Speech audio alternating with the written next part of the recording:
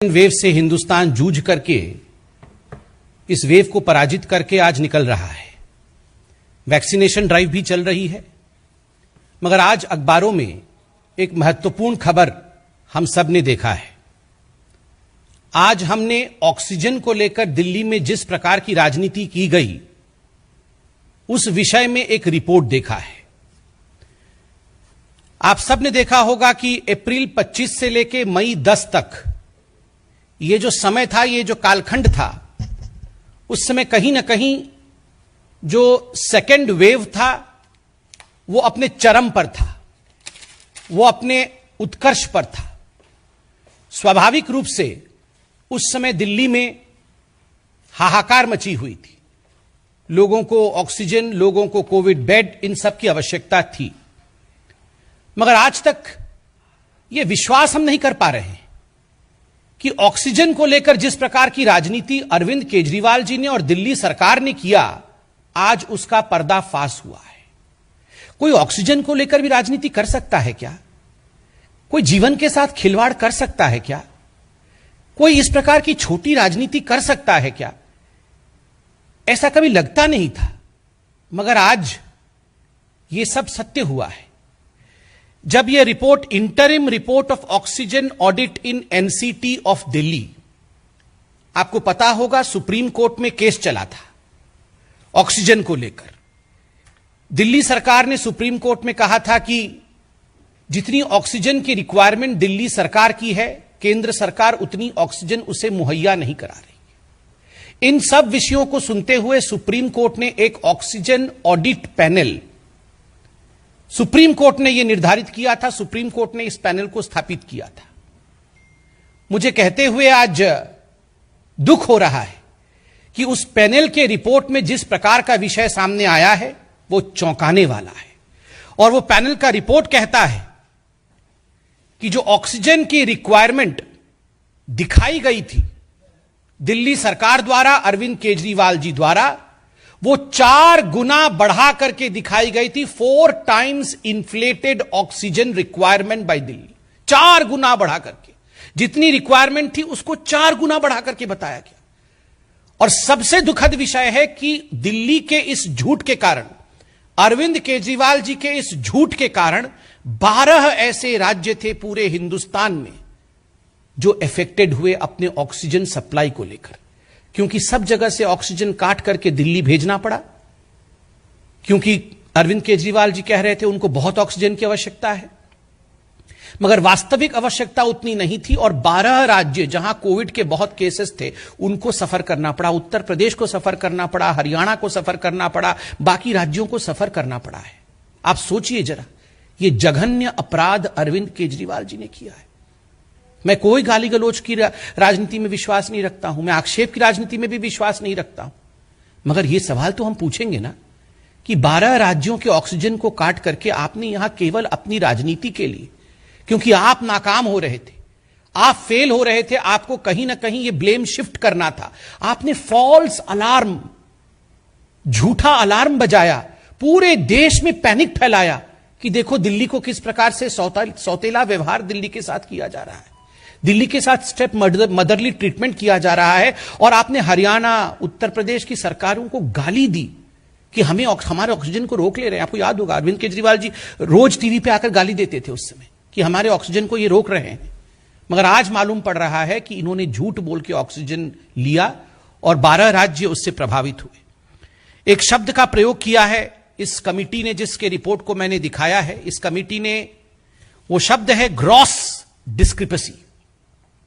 जो अरविंद केजरीवाल जी ने और दिल्ली सरकार ने यह रिपोर्ट दी थी कि हमें इतने ऑक्सीजन की आवश्यकता है, वो 4 गुना अधिक था।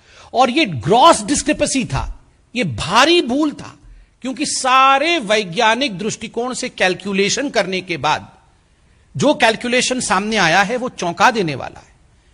एक दिन का उदाहरण दिया है, यह पेज नंबर 14 में आप देख सकते हैं, किससे साइंटिफिक तरीके से एक टेबुलेशन दिया गया है।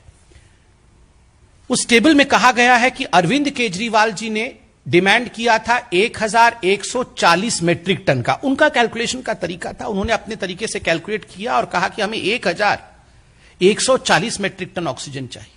मगर जब बाद में सभी दिल्ली के अस्पतालों से डाटा इकट्ठा किया गया कि दिल्ली के अस्पतालों ने वास्तविक रूप में अपने चरम पर कितना ऑक्सीजन इस्तेमाल किया उस दिन का, तो मालूम पड़ा वो मात्र 209 मेट्रिक टन था।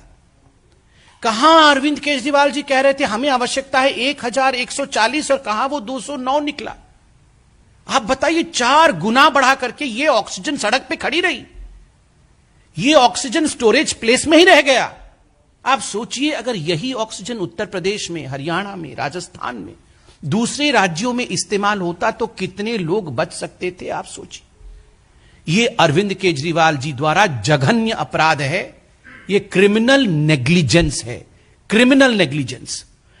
बंधुगण, इस रिपोर्ट में एक पेसो की रिपोर्ट भी आई है। पेसो की रिपोर्ट को लेकर हमने पहले भी प्रेस कॉन्फ्रेंस किया था। ये petroleum and oxygen safety organisation है, और मैं कोट करता हूं इस रिपोर्ट ने क्या कहा। National capital territory NCT of Delhi had surplus oxygen supply which is affecting the LMO supply of other states. जब अरविंद केजरीवाल जी रोज सुबह 12 बजे आके प्रेस कॉन्फ्रेंस करते थे और एक फॉल्स अलार्म और पैनिक करते थे, तो उस समय ऑक्सीजन सप्लाई दिल्ली में सरप्लस थी, कोई कमी नहीं थी, मगर वो मैनेज नहीं हो पा रहा था। कौन सा ऑक्सीजन का सिलेंडर कहां जाना चाहिए, कौन सा क्रायोजेनिक टैंकर कहां जाना चाहिए, ये मैनेजमेंट अरविंद केजरीवाल जी की सरकार करने में नाकाम थी। और तो और आपने देखा होगा, वो सुबह से शाम एडवर्टाइजमेंट में व्यस्त थे। जब पानी सर के ऊपर जाने लगा और अरविंद केजरीवाल जी को मालूम पड़ा कि उनसे गलती हो रही है, तब जाके उन्होंने कहा नहीं, अब हमने क्रायोजेनिक टैंकर के लिए एडवर्टाइजमेंट किया है, हम मलेशिया से मंगाएंगे। बाकी तमाम राज्यों ने एडवर्टाइज करके मंगा लिया था पहले ही। अरविंद केजरीवाल जी बाद में जागे और कहते अब हम मंगा रहे हैं। पूरे दिन एडवर्टाइजमेंट में व्यस्त थे।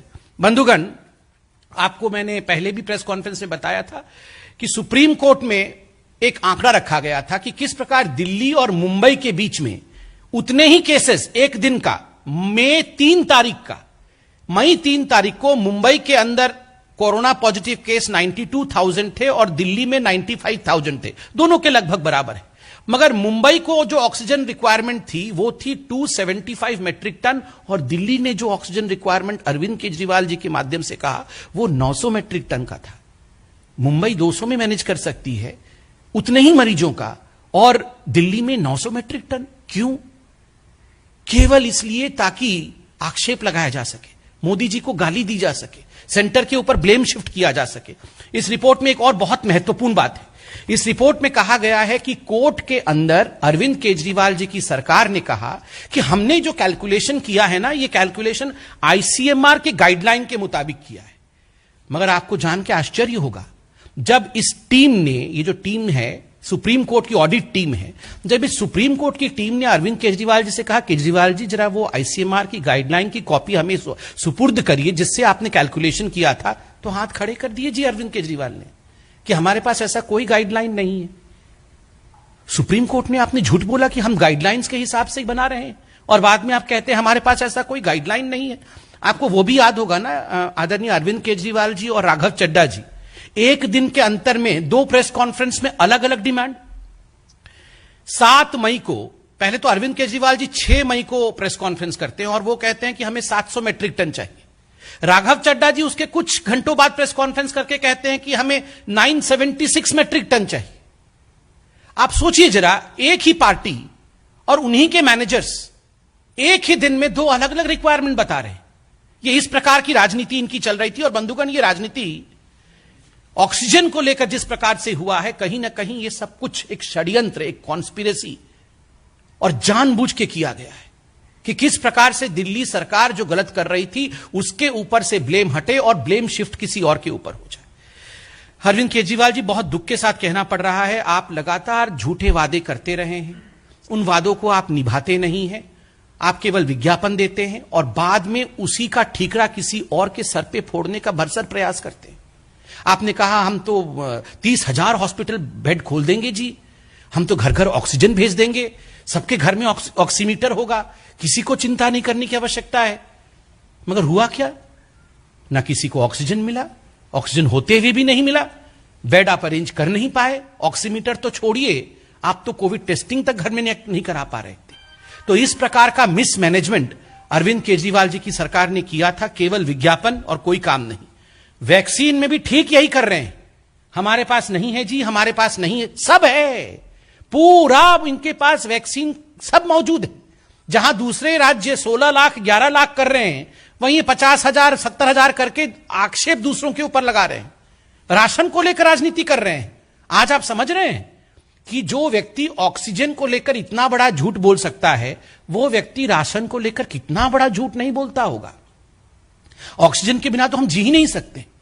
जीवन के साथ खिलवाड़ किया जिस व्यक्ति ने, वो राशन को भी लेकर झूठ बोल रहा है कि मैं तो घर घर देना, कुछ नहीं देना चाहते जी घर घर, ये सिर्फ अपना नाम घर घर पहुंचाना चाहते हैं और कुछ नहीं, खाली विज्ञापन घर घर पहुंचाना चाहते हैं जी, और कुछ नहीं है इनका। One nation one ration card क्यों नहीं आपने लागू किया? बन गया क्या सबका one nation one ration card? बना नहीं है, बनाएंगे भी नहीं, मगर बोलेंगे हर दिन प्रेस कॉन्फ्रेंस करके कि मोदी जी हमें क्यों रोक दिया जी, हमारे से झगड़ा क्यों कर रहे हो? आप इतना झूठ बोल रहे थे, इसका जवाब कौन देगा? आज एक बात कहते हुए मुझे बहुत तकलीफ हो रही है, क्योंकि इस प्रेस कॉन्फ्रेंस को वो परिवार भी देख रहे होंगे जिनके अपने खोए होंगे जयपुर गोल्डन हॉस्पिटल में और बत्रा अस्पताल में।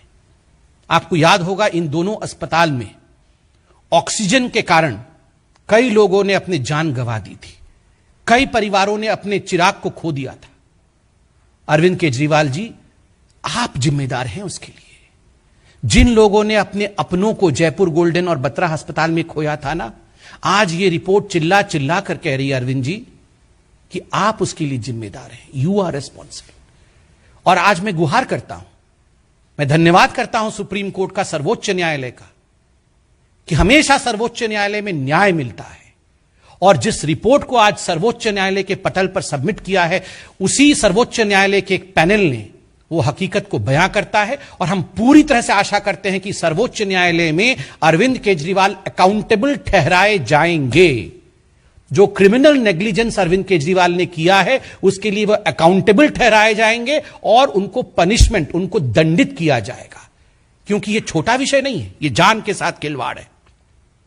100% एडवर्टाइजमेंट एंड 0% कोविड मैनेजमेंट, ये फॉर्मूला पे अरविंद केजरीवाल काम करते हैं। 100% एडवर्टाइजमेंट। अखबार खोलो जी, हर अखबार में एक पूरा पूरा पन्ने का एडवर्टाइजमेंट रहेगा। अरविंद केजरीवाल जी खड़े हैं, मैं घर घर पहुंचा रहा हूं जी, मैं सबके घर में वैक्सीन पहुंचा दूंगा, सबके घर में ऑक्सीजन पहुंचा दूंगा, सब बेड खोल दिया है हमने। सुबह से टीवी ऑन करो, रात तक टीवी पे अरविंद केजरीवाल 1000 करोड़ खर्च किया है, मगर यही सब किया है। 100% एडवर्टाइजमेंट, 0% मैनेजमेंट। और सबसे बड़ी बात, 4 टाइम्स झूठ, 4 गुना झूठ बोला है ऑक्सीजन को लेकर, 4x झूठ, 4 गुना झूठ।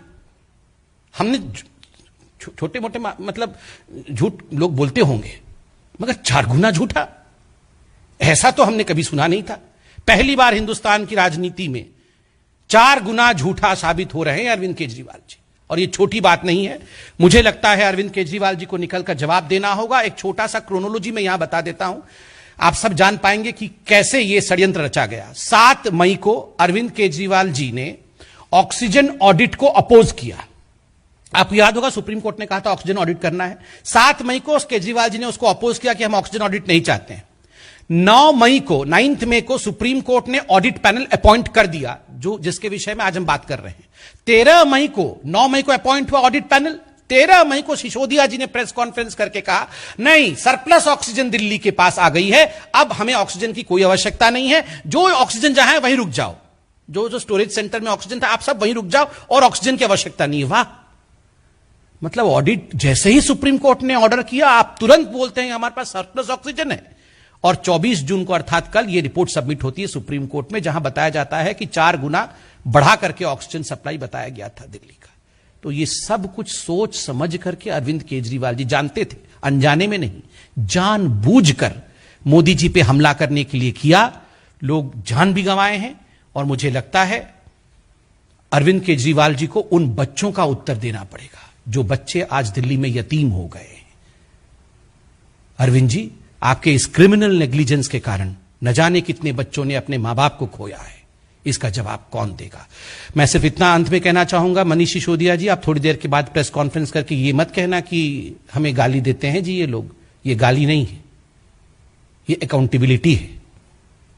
ये पूछ रहे हैं सवाल, और बहुत प्यार से सवाल पूछा है, कोई गाली गलोच नहीं है। लोगों की जाने गई हैं, इसकी जवाब अरविंद केजरीवाल जी आप देंगे। धन्यवाद मित्रों।